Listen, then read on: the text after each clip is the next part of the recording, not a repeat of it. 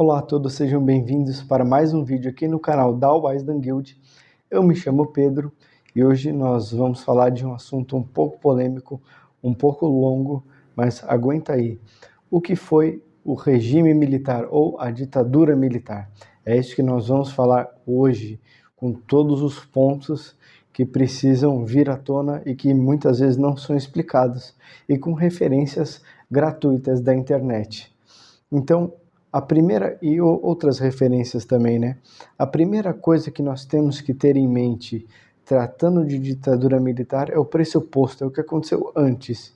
Porque se veio uma ditadura para cima de um governo, então uma suposta rasteira, um golpe, isso aconteceu, mas tiveram todos os antecedentes. Se entender esses antecedentes, não dá para entrar na história e definir se é um golpe, se é um regime, se é uma ditadura, o que é, se foi certo, se errado, quais foram seus momentos. Bom, vamos começar então por aqui. É um lema que os bolsonaristas conhecem bem, chama-se Deus, Pátria e Família. Esse é um lema bem sugestivo, ele não está errado, é um lema certo, mas ele pode ser usado do jeito errado, nós vamos ver aqui. Engraçado que atrelam esse lema Deus, Pátria e Família a grupos cristãos ou católicos. Mas o fato é que no Brasil esse slogan Deus, Pátria e Família foi usado pela primeira vez pelo movimento fascista brasileiro. E justamente esse movimento fascista brasileiro, que foi o integralismo, eles se diziam cristãos, católicos. Então como é que é isso? Como que um fascismo brasileiro importado do italiano, ele é católico? Não faz sentido. A igreja é contrária ao fascismo, a doutrina da igreja é contrária a isso. Então nós vamos ver aqui. Aqui, ó. No Brasil, tal lema reunia as propostas da Ação Integralista Brasileira, um movimento conhecido como o fascismo brasileiro. Por isso que, de modo muito superficial, quando foi usado pelos bolsonaristas os termos Deus, Pátria e Família, de um modo superficial, o outro lado, a esquerda brasileira, acusou a direita brasileira de fascista. Então, essa superficialidade vem por entender que esse slogan Deus, Pátria e Família não pertence aos fascistas. Nós vamos explicar aqui como que eles pegaram uma coisa boa da igreja, são três coisas boas, Deus, a pátria e a família, eles pegaram esse negócio aí e colocaram como o jargão do seu movimento, e eles se diziam católicos cristãos e não eram. Então, para começar, você entendendo que a ação integralista, o fascismo brasileiro usava, por isso que a esquerda chama a direita, o movimento Deus, Pátria e Família, de fascista. Todo aquele que usa esse jargão, eles acusam como fascistas. Na verdade, não são. Então, eles foram primeiros a ser usados. Foram fundados em 1932, a Ação Integralista Brasileira, por Plínio Salgado. Então, aqui terminamos a nossa primeira parte, que é esse aqui. E agora vamos para o segundo texto. O que é o integralismo? Se você pegar na Wikipédia, vai falar que o integralismo é baseado baseado, enfim, na defesa da fé católica, do cristianismo, enfim. E aqui tem uns movimentos muito interessantes e tal. Mas, basicamente, está errado o que está escrito aqui na Wikipédia. E por que está errado? Porque o integralismo, o pensamento filosófico integralista, ele foi refutado pelo professor Plínio Corrêa de Oliveira. Ele fez um informe, inclusive, para os bispos da época, em que ele, ponto por ponto, ia colocando o que os integralistas diziam, citando direto dos textos originais deles, e o fato é que ele provou, com esse documento, que o pensamento integralista, no fundo, não queria a religião verdadeira, no fundo não pertencia à fé católica, à fé cristã. Até porque os integralistas, eles, por exemplo, falavam que o conceito de Deus, a imagem de Deus, é justamente o ponto em que convergem todas as religiões.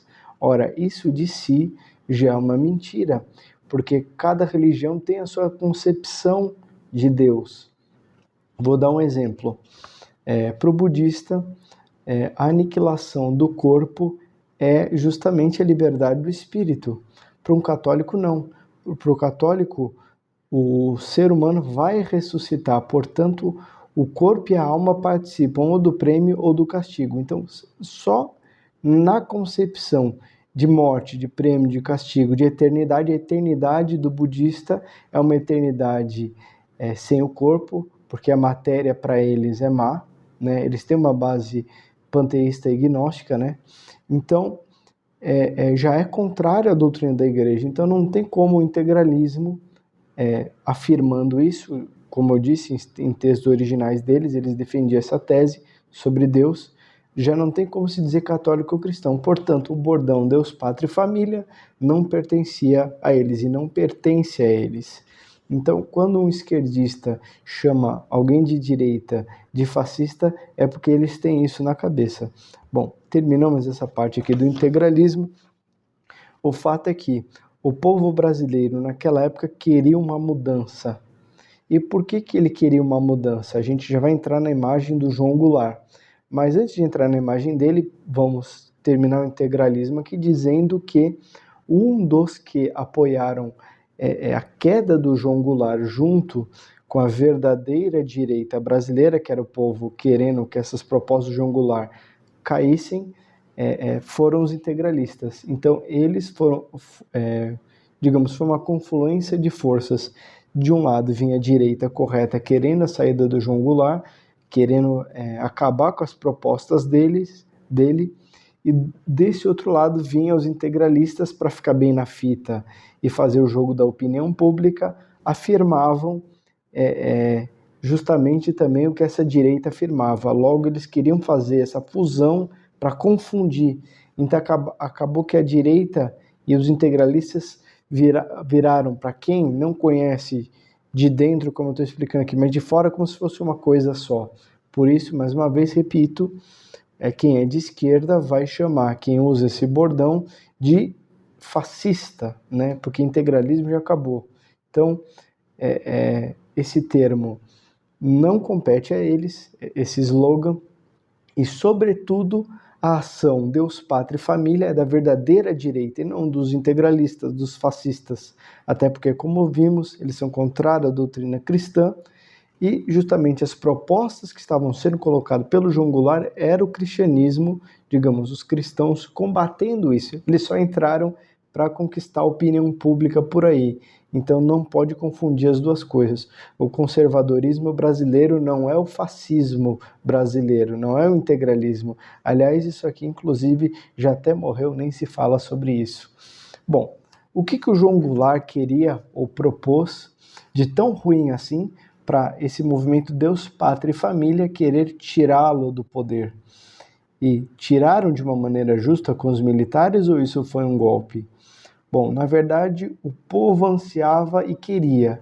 Os militares só fizeram o que a situação estava pedindo. E eles fizeram também para ficar bem na fita, obviamente. Se eles continuaram ou não do jeito certo, a gente já vai chegar lá. Bom, entrando no João Goulart, 24º presidente do Brasil de 1961 a 1964, que foi o ano de 64, o início da ditadura militar, né? Então, o que acontece? Eu marquei aqui uma coisa já muito curiosa. Aqui está dizendo que ele caiu em 64 com um golpe militar, mas está dizendo também que ele foi o 14º vice-presidente do Brasil de 1956 a 1961. E aí... não, isso aqui é outra coisa, né? Então, o fato é que o quê? Ele caiu em 64. E o que ele propunha? Ele propunha as reformas de base. E qual que eram essas propostas de base? Que, aliás, aqui está dizendo, as reformas de base propostas por Jango, mas não implementadas, porque não foram, veio o regime militar, moldaram o Estado brasileiro depois da redemocratização, inspirando a Constituição Brasileira de 1988. Isso é bom ficar muito na cabeça de vocês e muito claro. Caindo o regime militar, com a Constituição que hoje rege o nosso país, aqui está dizendo que foi inspirada nessas reformas de base. Então, o que o povo queria estava certo, mas o que o regime militar fez não foi muito certo. E aí deu a volta disso aqui que o povo não queria, voltou. Então, a gente já vai chegar nessas conclusões. Vamos aqui para frente para vocês entenderem um pouquinho quem foi essa figura do João Goulart. Bom, em 1947, o Getúlio Vargas convenceu a concorrer a um assento na Assembleia Legislativa. E por um acaso ele competiu, aqui está dizendo, à frente de seu futuro cunhado, Leonel Brizola. Então, o João Goulart tem relações com Leonel Brizola, vínculos aí enfim, matrimônio, né? Cunhado do Leonel Brizola. Então, isso já diz bastante coisa. Bom, avançando um pouquinho aqui, mais para frente, dá para dizer que ele não concordava com a guerra que Fidel Castro queria fazer, por exemplo, mas ele escrevia cartas e tinha um bom relacionamento com Fidel Castro. Então, isso aqui já é outro indicador para vocês da figura de João Goulart. Outra coisa que aconteceu também foi que quando ele caiu, justamente foi dado esse golpe, né, no governo. Aqui, olha só, no dia 2 de abril, apesar de Jango ainda se encontrar no território nacional, o Congresso Nacional declarou a vacância da presidência e entregou o cargo para o presidente da Câmara, na época, Ranieri Mazzilli. Esse Ranieri Mazzilli, ele tinha contatos, se eu não me engano, 2 ministros dele eram militares. Então, logo em seguida vai dizer que no dia 10 de abril, João Goulart teve seus direitos políticos cassados por 10 anos após a publicação do Ato Institucional número 1. O Ato Institucional número 1, que ocorreu dia 9 de abril de 64, poderíamos dizer assim, é um marco oficial do início do regime. E justamente esse ato institucional foi feito com o presidente da Câmara, mais esses ministros militares, enfim, toda a alta cúpula militar aí.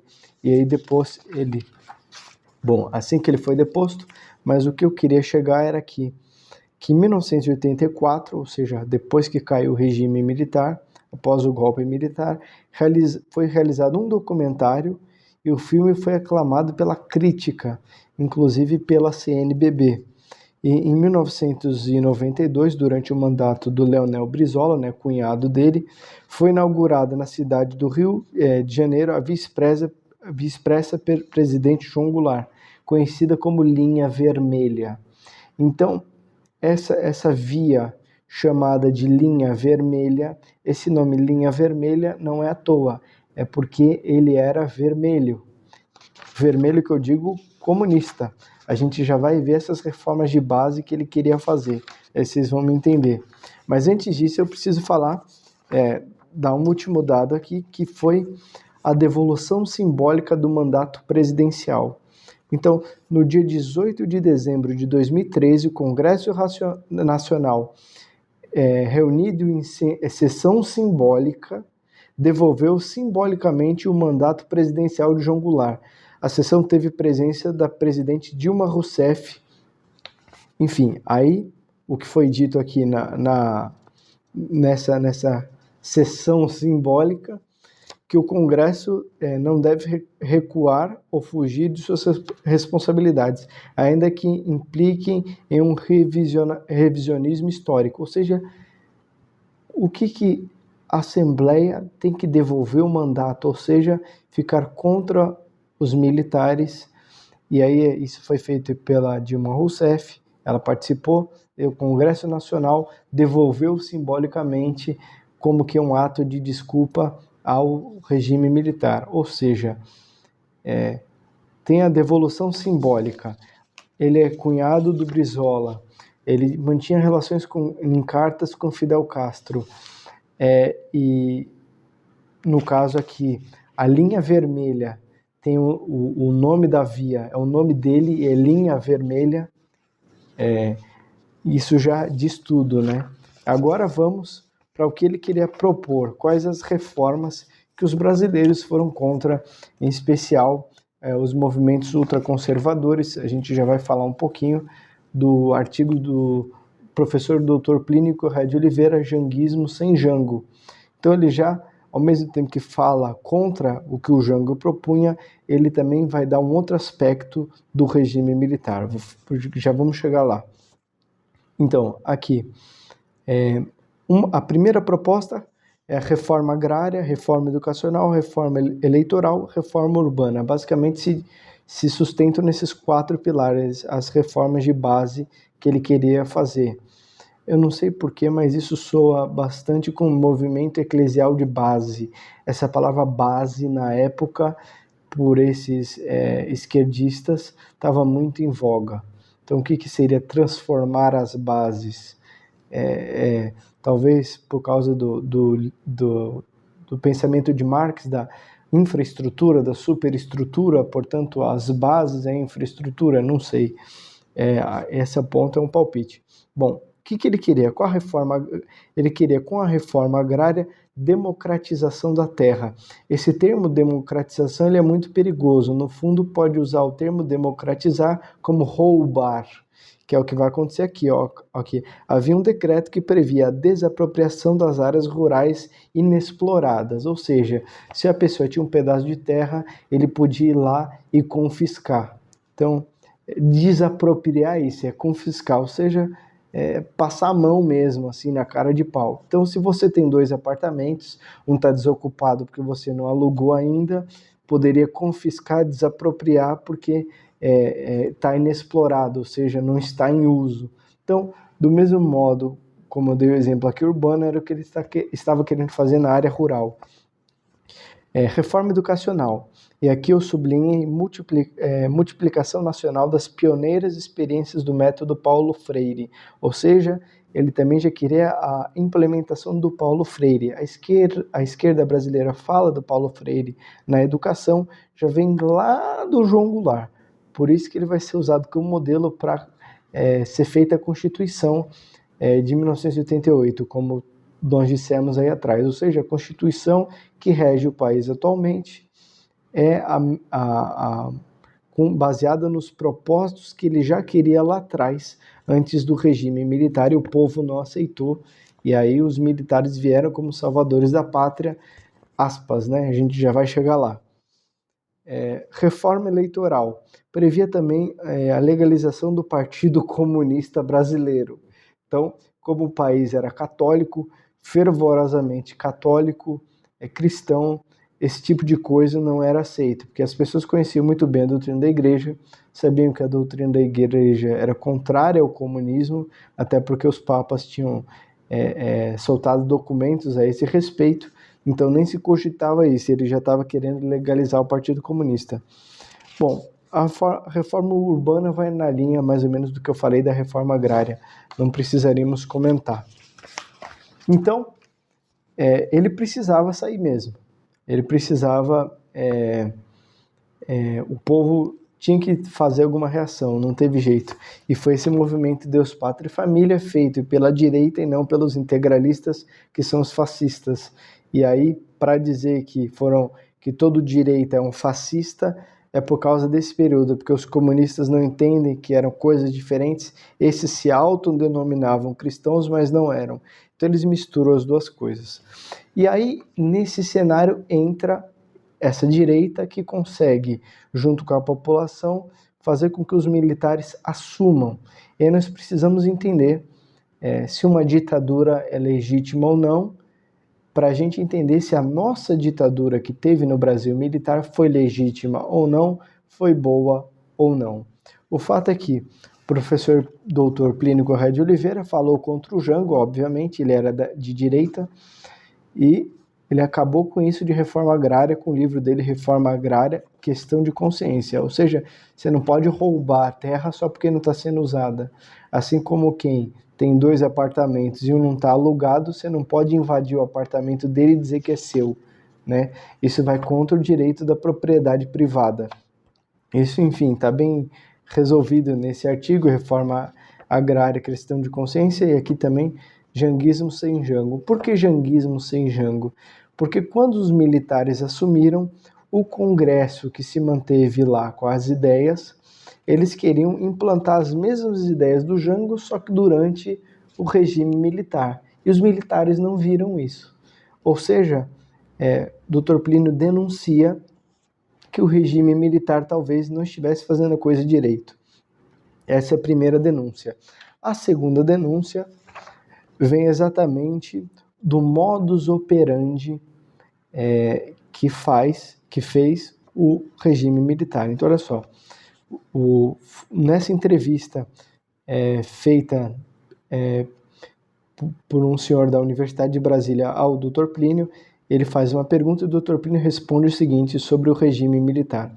O regime militar seguiu uma política anticomunista que nós não teríamos seguido, ou seja, que não era para seguir. Eu até escrevi uma carta logo no começo ao presidente Castelo Branco a respeito desse ponto. Inclusive, essa carta acho que é pública hoje, né?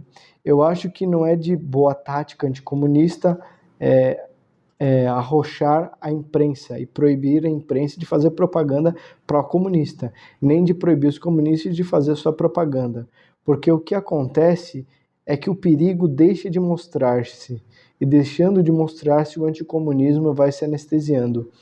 O anticomunismo deixa de tomar um caráter doutrinário elevado para se tornar uma repressão policial, ou seja, o que os brasileiros queriam era a saída dos comunistas, mas não que perdesse o caráter elevado da luta.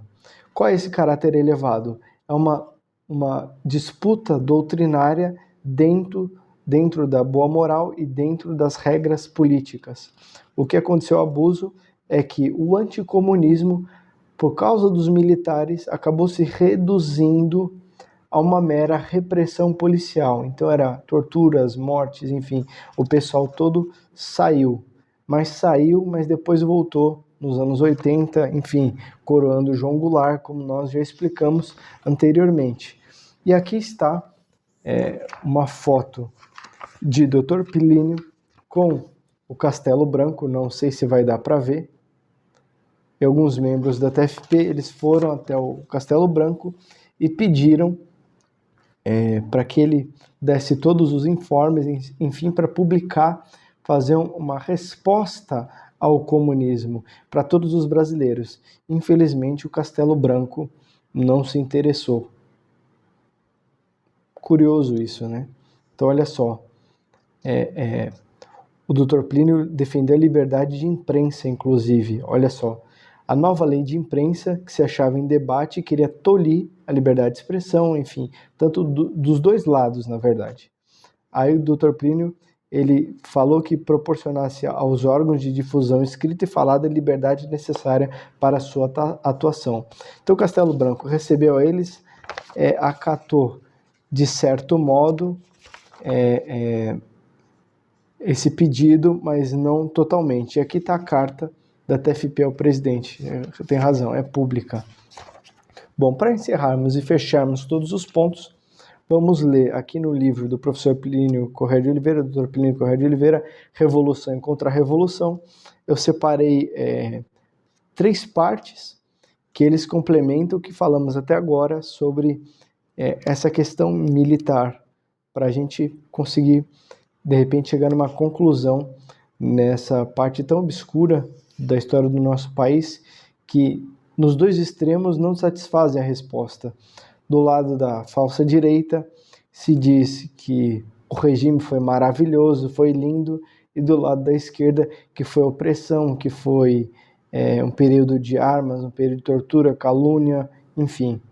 As duas respostas são estranhas. Tem alguma coisa que parece que falta nos dois lados. Então vamos ler isso aqui.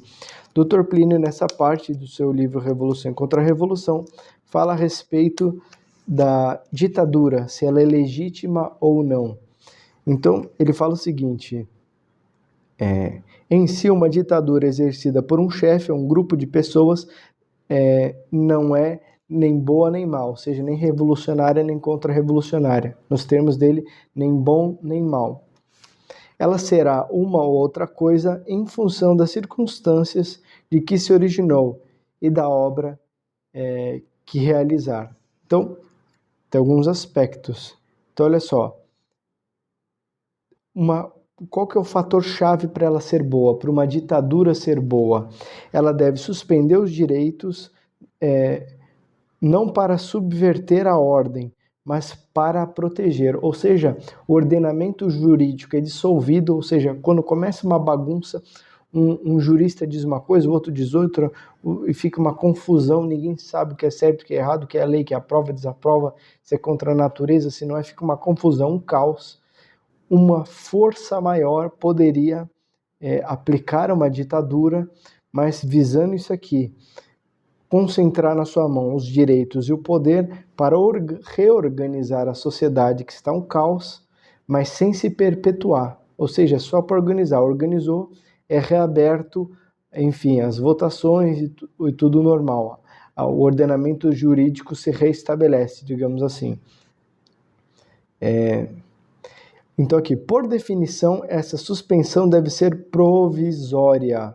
A ditadura, na medida em que é boa, vai fazendo cessar sua própria razão de ser, ou seja, conforme ela vai colocando em ordem o caos que o ordenamento jurídico e os poderes executivo, legislativo e judiciário ou qualquer outra forma de governo num país, por exemplo, numa monarquia parlamentarista, que se dissolva e a ditadura se concentra, porque o monarca concentra o poder para reorganizar, é normal que conforme a sociedade vai se reestruturando e o caos cesse, a própria ditadura vá se dissolvendo para abrir para eleições e, no caso de uma monarquia parlamentarista, reabrir o parlamento, digamos assim. Então, a ditadura é má, revolucionária, quando visa eternizar-se, viola os direitos autênticos e penetra em todas as esferas da sociedade para aniquilar, desarticulando a família, prejudicando as elites genuínas, subvertendo a hierarquia social, alimentando de utopias e de aspirações desordenadas a multidão, extinguindo a vida real dos grupos e sujeitando tudo ao Estado.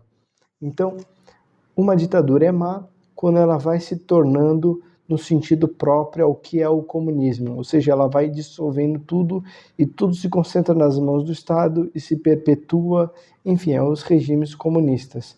Então, a ditadura, ela é boa quando ela visa, num primeiro momento, pegar o poder, concentrar na sua mão, dissolver o ordenamento jurídico, ordenar a sociedade novamente e aí elas próprias se dissolver e abrir para que o povo escolha qual vai ser o sistema político, o regime político, se é monarquia, se é república e qual caminho o povo decida tomar, se estruture dentro desse sistema de maneira organizada. Conforme ela vai fazendo isso, essa ditadura boa vai se dissolvendo e, claro, abre-se para eleições. Bom, aí fica a reflexão agora para a gente terminar esse vídeo. Ficou longo, mas não tem jeito para entender todos os detalhes. A ditadura no nosso país foi boa ou foi má? O fato é que o João Goulart precisava sair, né? Porque era contra os valores católicos, cristãos, e aí o povo se levantou contra as propostas dele por causa dessa fomentação dos movimentos anticomunistas e de direita. O que aconteceu foi que a esquerda não só manchou a imagem da direita, fundindo ela com a imagem dos integralistas, dos fascistas, por isso eles chamam até hoje a direita de fascista, mas também colocaram os militares lá, ou seja, os militares vieram para responder o apelo do povo, mas o modo como eles executaram a ditadura talvez não tenha sido dentro dessa boa. Por quê? Porque, primeiro, não foi uma rebatida aos comunistas, ao João Goulart, pelas ideias, mas uma mera força policial, ou seja, torturas, enfim. E isso não se poderia fazer, entendeu? Porque é contraproducente. Você matar as pessoas é contraproducente. Isso não se deve. Você tem que ensinar e dar oportunidade de mudar, entendeu? E outro, o povo estava do lado deles. Então era só uma luta ideológica, basicamente. Não era sequer política ideológica, né? Não era sequer uma luta policial. E eles, infelizmente, caíram nesse erro de reduzir tudo a uma luta policial. Tanto é que foi contraproducente que, ao cair o regime militar, a ditadura militar, o ordenamento jurídico que eles deveriam criar, ou seja, a ordem que eles deveriam com a ditadura instaurar no país, para o ordenamento jurídico vir bonitinho, com valores cristãos e valores que o povo queria, não aconteceu isso. Eles não prepararam ideologicamente, não organizaram a sociedade. Pelo contrário, perseguindo com força policial, eles criaram um grande desgosto e uma grande raiva nos comunistas, que foram para outros países, inclusive se refugiaram na França, aprenderam intelectualidade lá e voltaram com força.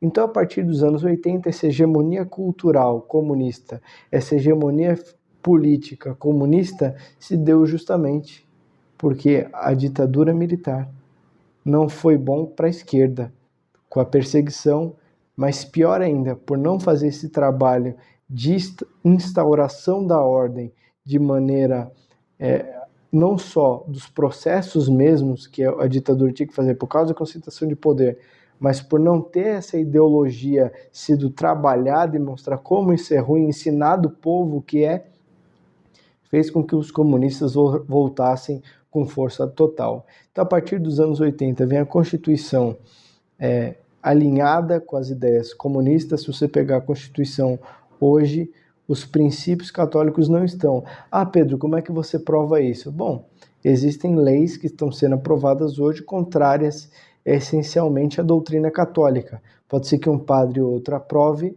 mas esse padre ou outro vai estar contra a doutrina. Então, também criou uma espécie de degrau na igreja, porque a doutrina diz uma coisa, mas as pessoas estão fazendo outra. E conforme passa o tempo, esse degrau vai aumentar. Na minha visão, pelo que eu estou vendo para o futuro, ele vai aumentar, a não ser que haja alguma coisa aí, não sei. O fato é que essa nova Constituição de 88, ela preparou o que a ditadura militar não fez, a ditadura esquerdista fez por meios legais. Como não tinha ordenamento jurídico nenhum quando caiu a ditadura militar, eles fizeram um ordenamento jurídico à moda deles. Então, tudo que nós falamos de João Goulart se concretiza nos anos 80. Criado partidos comunistas, chamados Partido de Orientação Comunista, Pensamento Comunista, né? Partido dos Trabalhadores, entre outros partidos. Não estou dizendo se é bom ou se é mal aqui, eu estou dizendo que o plano do João Goulart se realizou, é isso que eu quero que vocês entendam. Não estou falando mal de partido aqui nenhum, estou falando da história. Então foi criados esses partidos comunistas, foi criados mídias alinhadas com esse pensamento, foram criados, enfim, tudo esse é o que chamam de aparelhamento que foi feito. Então, aí vem a minha reflexão. No que a ditadura militar foi boa? Para quem foi boa? E, ao meu ver, quem ganhou com a ditadura, nesse sentido que eu estou falando, não com as perseguições e matanças, não, foram os esquerdistas. Então, eles ganharam o ordenamento jurídico, eles ganharam a cultura, Paulo Freire na educação, enfim, eles, com a queda da ditadura militar, eles dominaram todo o cenário brasileiro. A gente vê que, por exemplo, desse lado cultural conservador, tanto em matéria de igreja, quanto em matéria de livros, publicação de documentários, voltou agora com o Bolsonaro. E por um acaso o Bolsonaro usou o mesmo jargão que foi usado no primeiro momento contra o João Goulart. Deus, pátria, família. Então a conclusão desse vídeo a história só se repetiu. O que Deus, pátria e família foi contra o João Goulart, Deus, pátria e família foi contra os descendentes deles, né, que são essas vertentes comunistas. E assim como houve o regime militar que veio para suprir um anseio que o povo estava pedindo, mas não fizeram a coisa direito. Essa nova direita que veio para suprir o que o povo estava pedindo novamente, será que fez certo? Será que está fazendo certo? Será que está suprindo? Vemos que alguns intelectuais brasileiros, um falecido recentemente, conseguiu fazer pela primeira vez o que lá atrás o Dr. Plínio queria fazer com o Castelo Branco, a proposta, que é o quê? Fazer uma elite intelectual para rebater essa gente. Livros, filmes e documentários, partidos políticos, gente na política, com esse ideal. Então, não pode mais se reduzir a uma mera perseguição policial, como aconteceu nos militares. Nesse sentido, aqui é um apelo que também nós fazemos, a direita precisa elevar o seu nível cultural. A briga é espiritual e cultural.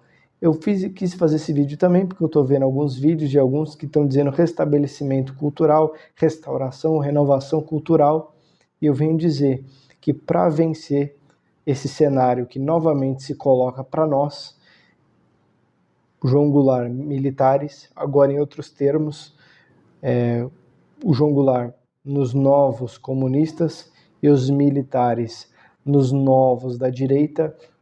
Os da direita não podem agir como agiram, talvez, na ditadura. Precisa um movimento de restauração cultural e renovação espiritual. As duas coisas, porque cultura sem espírito não vale nada, sem a verdadeira fé não vale nada. E eu pergunto, a direita está verdadeiramente unida ideologicamente? Ideologicamente no sentido que eu digo também espiritualmente da fé. Será que estão divididas em várias seções? Então, protestantes, e aí divididos eles entre si, católicos, neoliberais, liberais. Então a direita está dividida, ela é uma massa sólida, uma massa de católicos realmente, com todos os princípios integralmente, e não com concessões a lados. Se vocês quiserem, a gente pode gravar um vídeo só sobre isso, falando exclusivamente sobre a direita, como ela está dividida internamente e por que não tem essa força de ação, não vai ter, igual também não teve na época dos militares, por causa dessa falta de coesão, por causa dessa falta de ação. O problema todo, meus caros, está nessa parte espiritual. A cultura, mas nessa parte espiritual, de unidade no espírito da verdade. Se todos estivessem no espírito da verdade, seria uma massa concisa, com um pensamento voltados para a verdade, seria um só alma e um só corpo e um só coração. Talvez não esteja acontecendo isso, como também não aconteceu. Bom, fica aí a reflexão. Esse vídeo aqui não é para criticar ninguém. Minha intenção não é criticar os dois lados, é apenas, a partir das pesquisas que eu faço, colocar uma análise um pouco diferente do que todos estão acostumados. Então, eu vou ficando por aqui. Esse é o canal da Wise Than Guild. Se você gostou desse vídeo, compartilha, curte aqui embaixo, se inscreva no canal e nos vemos no próximo vídeo.